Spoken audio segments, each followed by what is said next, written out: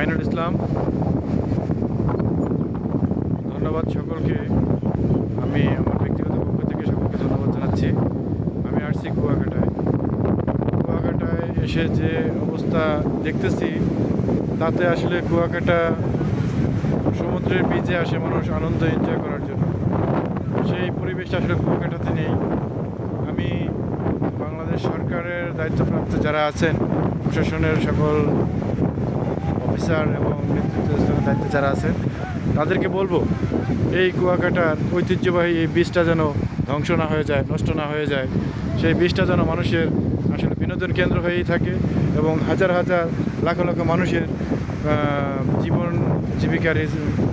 জীবন জীবিকা ব্যবস্থা হয় এখান থেকে।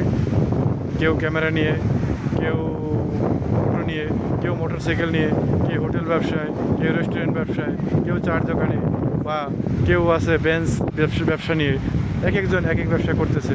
এই ব্যবসা বাণিজ্যগুলো যেন বন্ধ না হয়ে যায় এবং পর্যটক এলাকাটাও যেন নষ্ট না হয়ে যায়। এই বলে আমি আমার আলোচনা শেষ করছি। ধন্যবাদ সকলকে।